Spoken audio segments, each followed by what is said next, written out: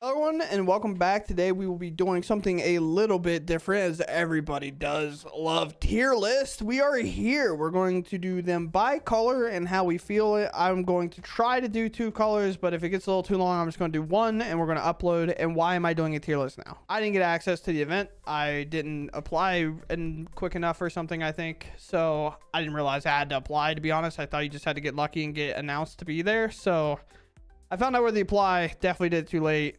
It's over. So now we're going to do a tier list. I have not read these cards. I have, but if you know how any Magic set's been released lately, they all have a wall of text. There's new abilities on every card. So here we go. Let's go ahead, hop in, get going on. So to start it off, we have Gissa. I'm going to throw the cards up on the screen. If I skip pronouncing it, at least you'll see it on screen. You'll know which card we're talking about, and we can just dive in pretty quickly.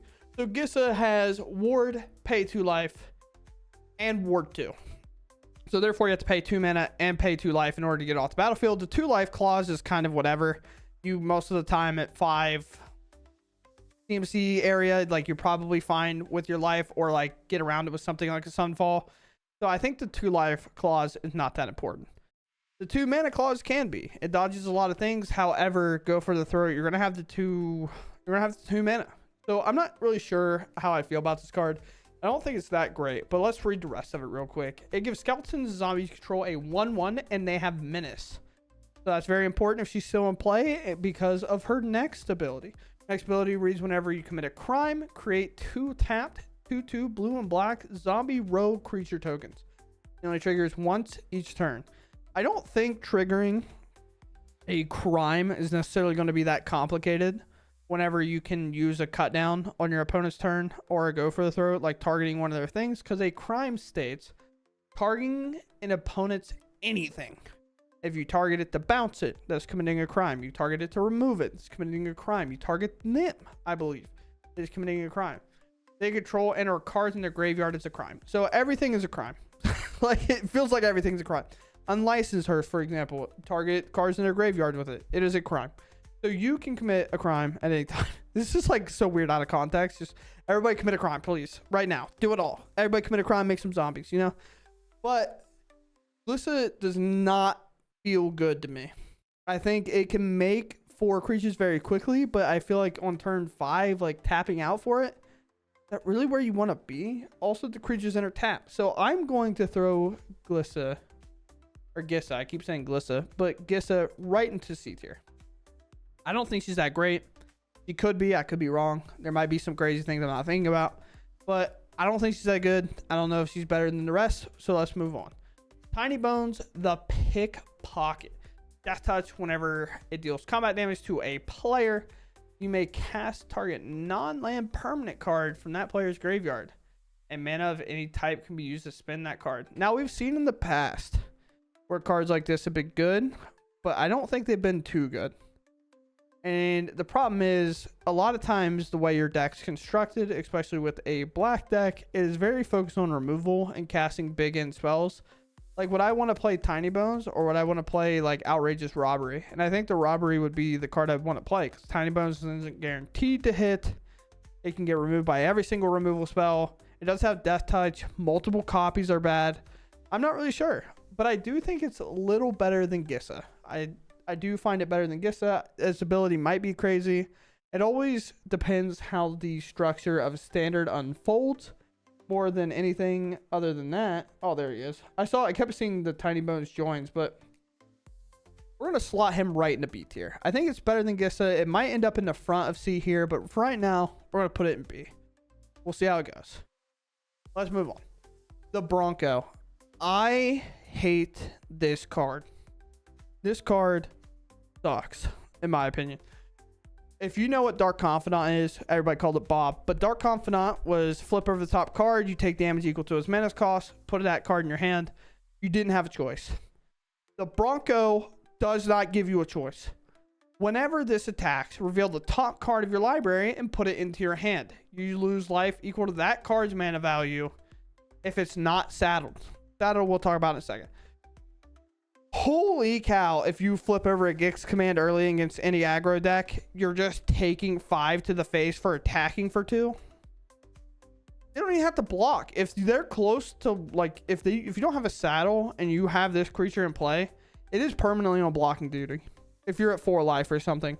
Because even if your opponent is at 2 with no creatures in play and you attack with this, and so you flip over a Shieldred in your black deck, which you will be playing, it can kill you before the Bronco hits. Because Bronco's not an on-hit effect. Whenever Bronco attacks, reveal top card of your library and put that into your hand. You lose life equal to that card's mana value if it isn't saddled. Is wild. Now, the plus side is that if you do saddle it, it does that damage to your opponent, and Bronco can now hit for 7 on turn 3 maybe. Saddle doesn't tap it, things like that. So for example, Bronco comes in, you play it on 2, you play Gix, you tap it, you attack with it, you trigger it, you hit a 5-mana card, they get hit for 5, this hits them, you hit them for 2, you draw a card, lose life. I think the card's bad. I could be wrong, this could be a super hot take, but I think Dark Confidant found its way out of other formats for the same reason that this card in the standard is way too dangerous to play. Because again, you flip a high CMC spell, you are feeling really, really bad and down about yourself. So do I think it's F tier? Maybe not, because I can see the upside. Do I think it's D tier? Kind of. Do I think it's better than Gissa?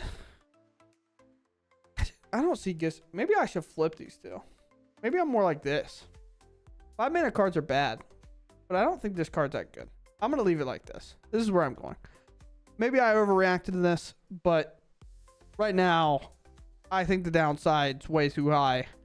And the fact that you can die in combat by attacking your opponent with this before you hit them because you didn't saddle it, I think is absurd to me. Moving on, we have a Spree card. Spree is weird. Spree, you can pay in to it multiple times for whatever its abilities are. I think you can only pay the extra cost once for them. So for example, on this card specifically, you can spend 1 black and you can spend 2 colorless, and then you cannot spend 2 colorless again to activate that mode again. Nor would you want to with this card specifically. I'm just saying for other cards in general. But what we can do here, we can spend 1 and then spend 3. You have to spend 3 to use this card. Like you can spend 1, I'm pretty sure, to just cast it and put it in your graveyard if you have like a casting spell matter deck. But what you can do is you spend 3, you can search your library for a card and then shuffle your card and put it on the top of your library. That's not that bad. You don't take any damage. You can put it right on top. This is a sorcery speed spell though.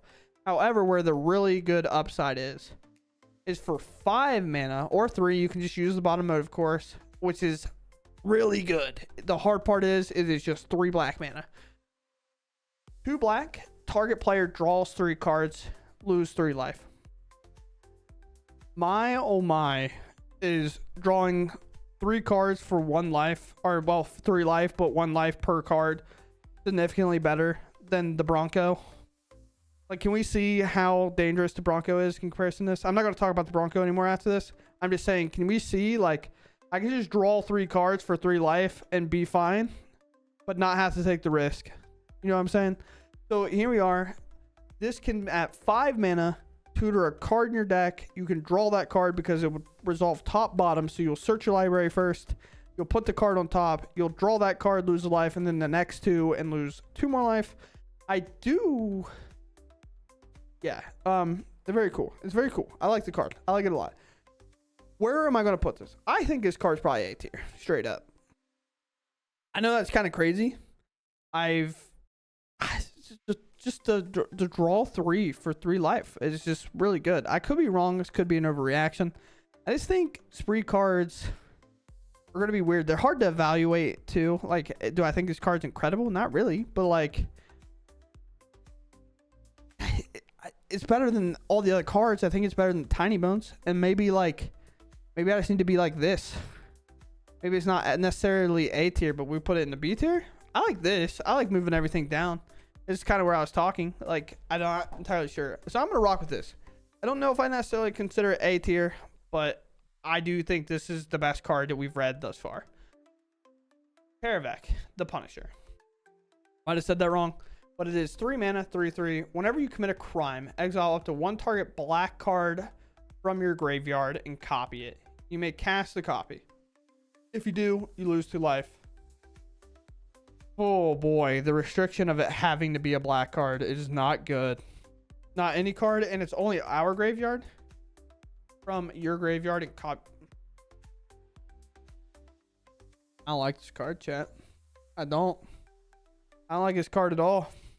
My first instinct's just right here. I do not like it. Like, if you're telling me you're playing this over Gix, I think you're wrong. I could be wrong. Maybe the card's crazy. But I think the restriction of the card having to be black, you have to commit a crime, and then you have to cast a spell as you commit that crime, is a very tough call. It's a very tough call. Now, where is this card good? You play it. You cast a cut down early in the game. Now you're on your opponent's turn. You go for the throw to creature. You commit a crime. You exile the cut down. You then cast cut down. You get 2 things off the board. Very cool. On your turn, you can Liliana minus, target your opponent. 2 things. I think that works. Let me make sure that works. Targeting opponents, anything they control, and cards in graveyards committing crime. Copies of permanent spells become tokens. Okay, whatever. So it's very weird. You can cast creatures. You can cast your Tiny Bones back, for example. I'll try to use cards that we are talking about currently to kind of be like, this is what we're talking about. But I think it is a little bad. I don't think we're going to see it being played over anything else. I could be wrong. I think this is kind of a cheaper copy of Lier, but also requires some extra steps. They can still be countered as well. So it's definitely awkward. But moving on, also Rest in Peace got printed, by the way. So Graveyard Synergy or Graveyard Strategies is definitely going to be significantly worse playing against control. Just throwing that out there. Pitless Carnage is the next card that I can read off to the side here. Sacrifice any number of permanents you control, then draw that many cards. No life being lost for this effect. Very cool. And now we see another mechanic come into play in Plot. Plot I've seen a couple of times be more expensive than the top end of the card. Now, this card is a kind of a special case because you cannot plot and then cast the card the same turn. Not that you would ever really do that, but you cannot plot and then cast a spell, right? A reason why would they put that on there? Well, say your 1 card in hand is this card. You want to cast it because you have plenty of mana. You plot it. You Liliana plus, make them discard. You don't discard anything, and then you would cast it. It takes that away. You just can't really do that. You can't really cheese yourself around certain effects like that. So it's very important to note. However, it does protect it by plotting it because it is in an exile zone.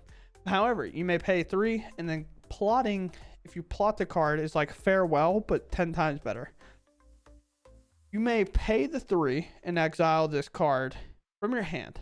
Cast it as a sorcery on a later turn without paying its mana cost. Plot only as a sorcery. So you have to do it on one of your main phases. You can't plot on your opponent's end step, go to your turn, cast it for free. This card is not the best example of plot that I've seen. This card, I think in standard, is also not very good. I don't know where I'd put it in standard. I just don't know how we're going to do it. Rakdos comes to mind in terms of token producing. Making a ton of maps would work with this card because playing this as a plot later after you make a ton of maps would be very cool. I just don't think it's good. I just don't know where we would actually play this card.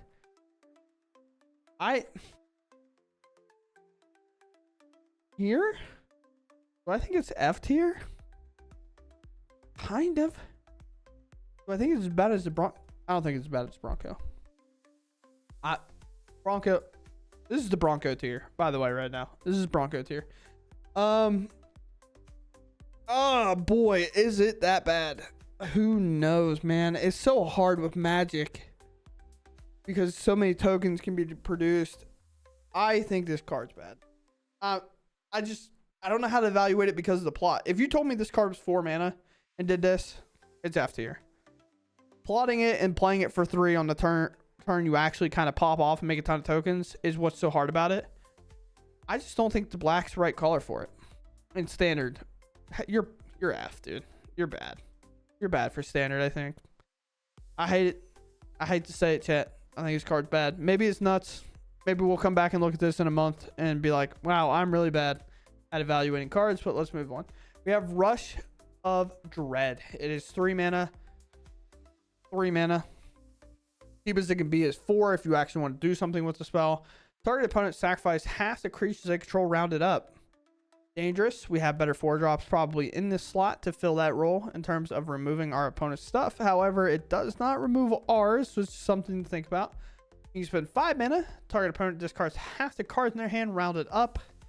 Or you can spend 5 mana and target opponent loses half their life rounded up. I think that's the best mode for spending 5 mana to do it. However, you can spend 8 mana and do every single mode, which is kind of good. But we have this in a way, and that's Rankle Prank, and I don't think that card's good. I think Rush of Dread is a card that got printed with a lot of spree modes on it, and I think we went a little careful in this card. So I definitely think this card, at least in my opinion, is going to slot right into this F tier. I think it's bad. I'm not sold on it. This card might be good in like Commander, because like obviously Commander is a big different game than Standard, but for Standard I think this card's F tier. I don't think we'll ever see it played outside maybe the first week. The Bronco, maybe same with this card. I think you'll get people like brew with this card, like they're like, I want to do this thing, this thing's very cool. I just don't think it's actually competitive playable. Now we have Tiny Bones joins up.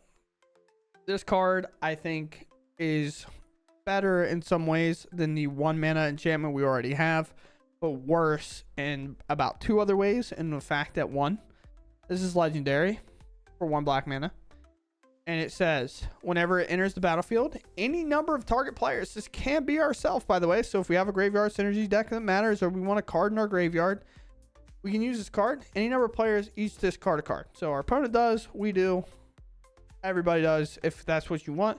Whenever a legendary creature enters the battlefield under your control, any number of target players each mills a card and loses 1 life. This can target our opponents, and it can target us. So we can mill, we'll lose a life. Our opponent will mill, they'll lose a life. Do I think it's necessarily good because it only specifies a legendary creature? Not really.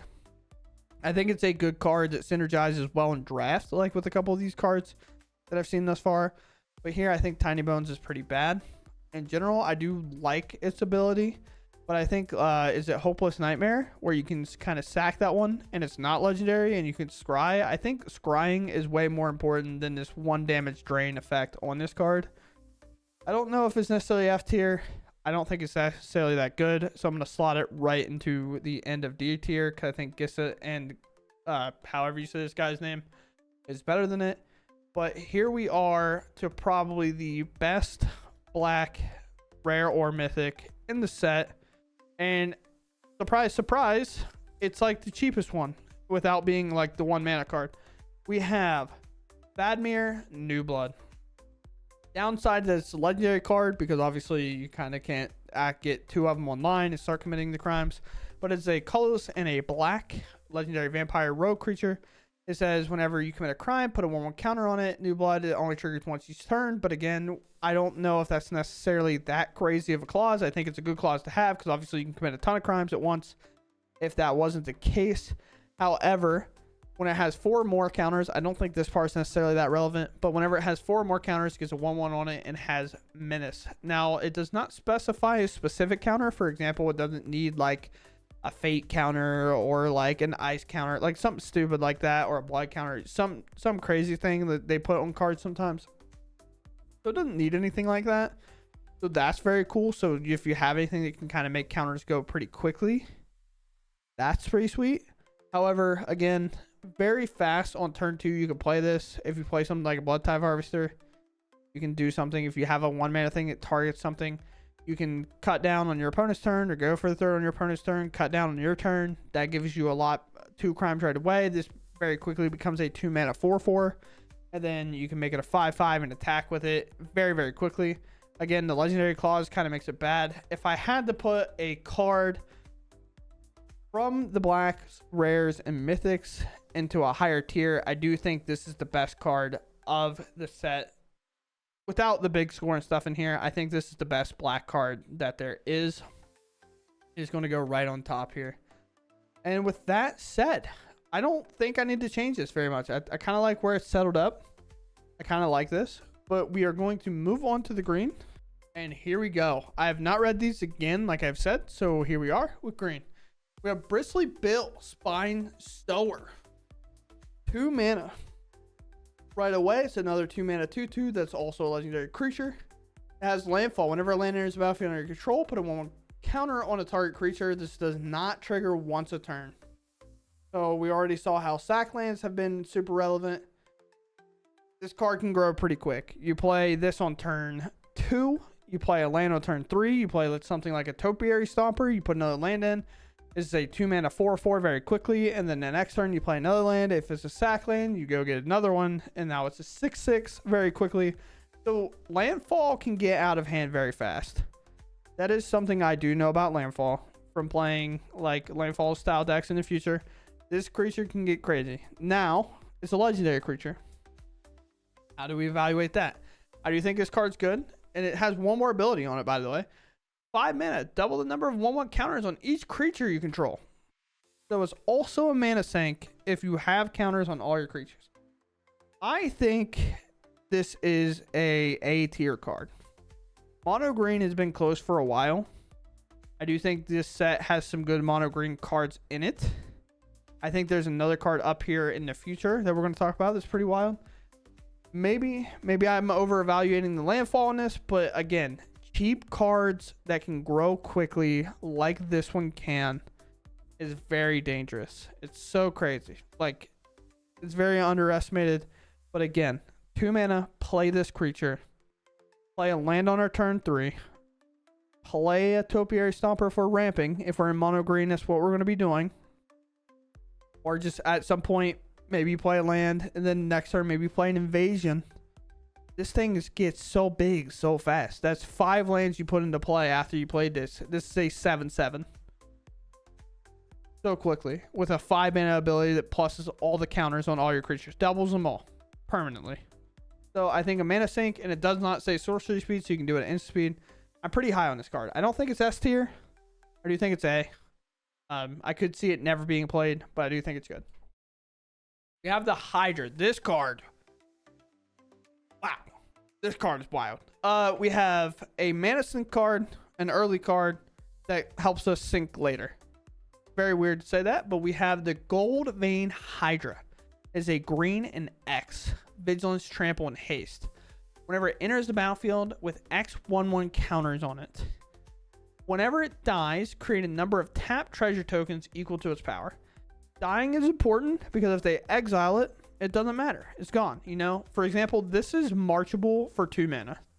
You pay a white and 1, and you march this and it exiles it. And we don't get anything back.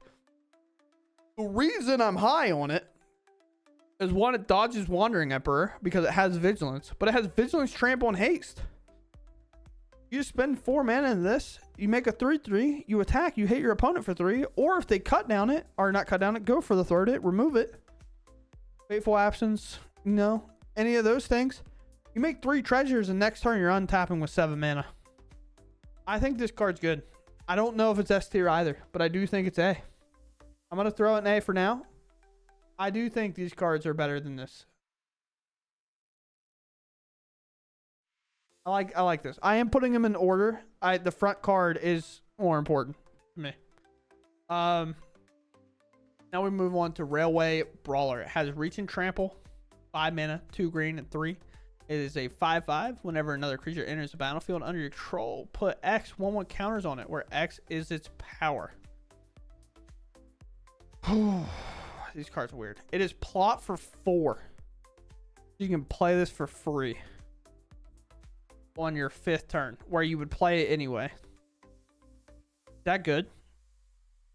Because you get to play it and then cast another creature and double its power. Whenever another creature enters the battlefield under your control, put X 1/1 counters on it, where X is its power. You can play 2 creatures. For example, say we have I've done, I don't know, say we have 2 Hydras, right? We plot this, we play our 5th land. We're like, yeah, we're going to play a Hydra for 3, and we're going to play a Hydra for 2.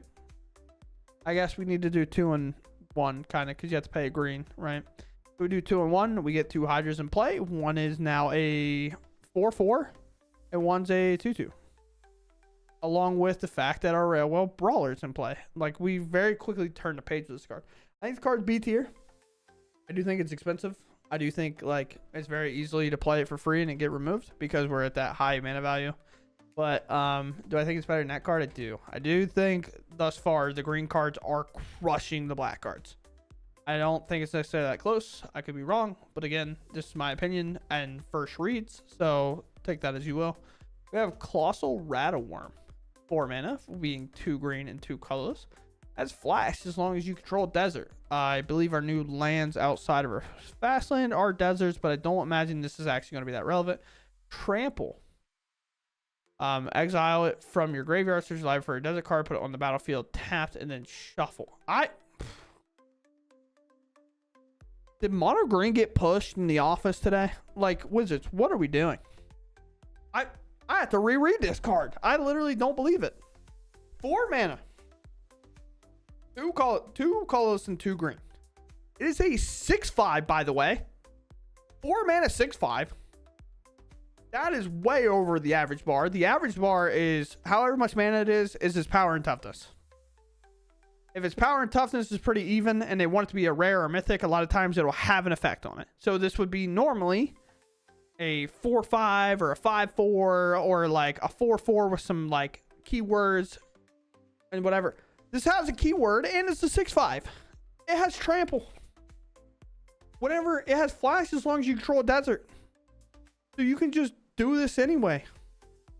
On your opponent's end step. You can put in a 6/5 on your opponent's end step. That has trample. 2 mana, exile it from your graveyard. So if it dies, it keeps giving you value. Search the library for a desert card, put it on the battlefield, tapped, and then shuffle. This doesn't even say to do this at sorcery speed. Was this card meant for a different format? This card says exile from your graveyard, search the library for a desert card, put it onto the battlefield, tapped, and shuffle. We can do this on our opponent's end step. So the fact that the desert enters tapped doesn't matter. It just doesn't. It does not matter that it doesn't matter that it enters tapped. The only reason we would care is if this is in the graveyard and our first green card that we had. Get up there. You're an S right now. Maybe I'll read it later and I'll dial my opinion back. But so far, the green cards have been nuts. I think they're crazy. Now, I could have bias in comparison to like what the black cards were. I see most of them as bad. The green cards have been insane. They're just insane to me. Moving on to the card that I thought was one of the better cards. 3 mana, 3/3.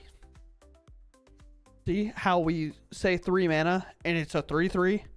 This is going to have abilities that are rare, but this isn't a 5/4 for some reason. Moving on. Whenever you commit a crime, look at the top 5 cards of your library, put a land card from among them onto the battlefield, tapped, put the rest on the bottom of your library in a random order. Only triggers once each turn. Now, I will say, this card does kind of suck in mono green. Not that great. But if you're playing Golgari, or you're playing green plus another card that targets, color that targets, I don't know, any of them. Free ramp is incredible.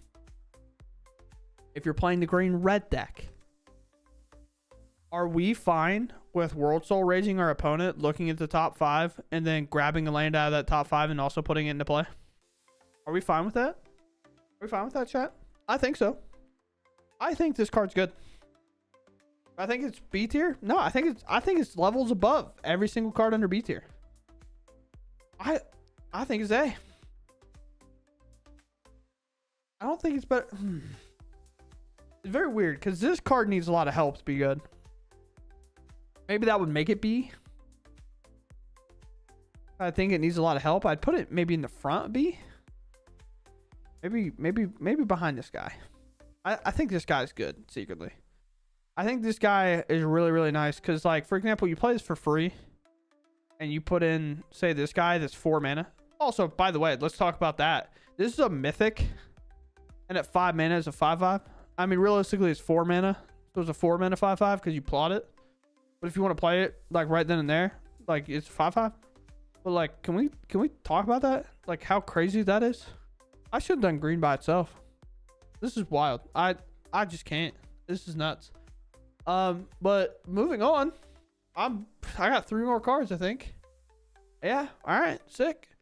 We have Tumblewag. Tumblewag. Listen, I hate for you to bite the bullet, but you gotta suck, bro. You gotta be so bad. I can't do this.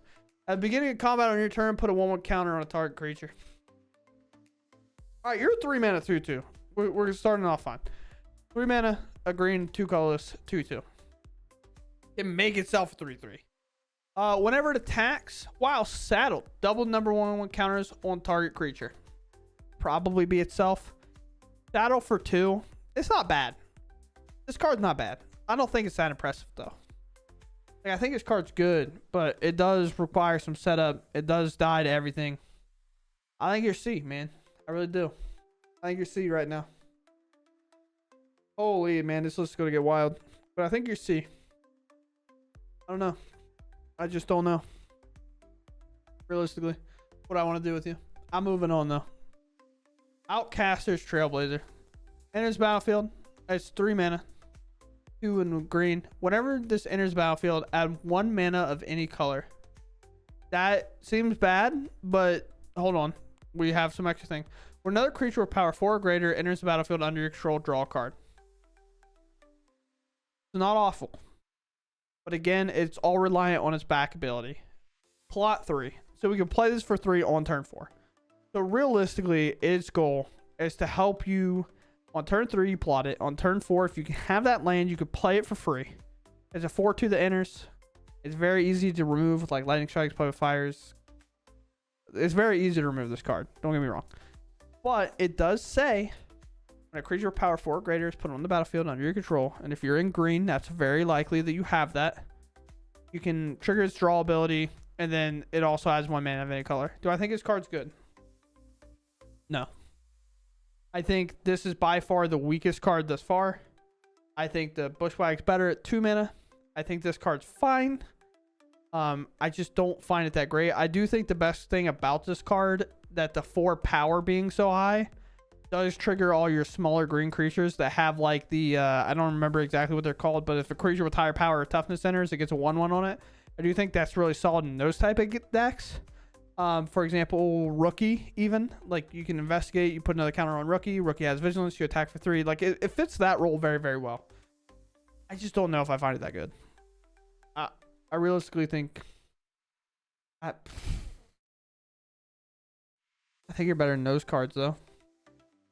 I think it's D tier. I don't think it's F. I don't think it's Broncos bad. I just don't see this card fitting in. Like with all these other green creatures available to play, I just don't see this one seeing play, realistically. Like, I think the rest of the green creatures, if you're playing a green style deck, take way more priority over the rest. So, moving on to the last green card. Smuggler's Surprise. Another spree card. A hard to evaluate card. It is 1. Minimum you could do is for 2. So, you can do 2 mana for this. So, we'll start with, like, the cheapest way to kind of do it, and then we'll move on from there. A creature you control power 4 or greater gain hexproof and indestructible until end of turn. This isn't an instant, so that's actually really good. It does have some restriction, but when you have a card with a lot of different abilities, you need to put restrictions on it. If this was just 2 mana, all your creatures do. We have Heroic Intervention. We don't need to make a cracked one, okay? Like Heroic Intervention with extra steps, like, stop it. You know what I'm saying? But we can spend 2 other mana, mill 4 cards. You may put 2 creature cards and or land cards from among the milled cards in your hand. That's actually really, really good. The and or in that is actually really, really nice, because that means you can grab a land and a creature. This in a way is like 3 mana Memory Deluge. They're just in your graveyard for like a green style deck. For green, 3 mana, mill 4, draw 2 of them. Pretty good. Pretty good. And now we have 6 mana in total, 5 on the spree spot. You may put up to 2 target creature cards from your hand onto the battlefield. So there's a card called Tooth and Nail that kind of works similar to this. That ability is good. 6 mana. Put two big goofs in your hand from your hand on the battlefield. Now, why is positioning is so important? If we have a ton of mana, right? We're mono green. We already talked about how our mana ramp seems to be absolutely ludicrous, right? for 8 mana, which is I think what Tooth and Nail cost. You can play this at instant speed on your opponent's end step, right? That's where it's crazy. On your opponent's end step, you can spend 8 mana, put this card on the stack, mill over 4, grab the 2 biggest dorky creatures you can, and then put them into play, untap them and play. What? Very cool. Very, very cool in general. I do think this card will see a lot of play. I don't know if it's necessarily going to be that good, so I'm going to rate it kind of low. Because I think this card only fits like very specific decks. I think right here. I think right here in B tier. I think this card is really good. The hexproof on your bigger creatures and indestructible is really, really nice for 2 mana. I think it's better nose. I think it's front of B right now. So I think we're going to call it there. This is where I'm at currently with green and black. I'm going to leave the colors. And I'm going to put the other ones like in here with these. So as we move on, the entire list will get filled out. And at the very, very end, we'll mix and match, see if we're overloaded on some spots and see what happens. So thanks for watching. Next time, we'll do red and white. Boros, very cool. So let's go ahead and call it there.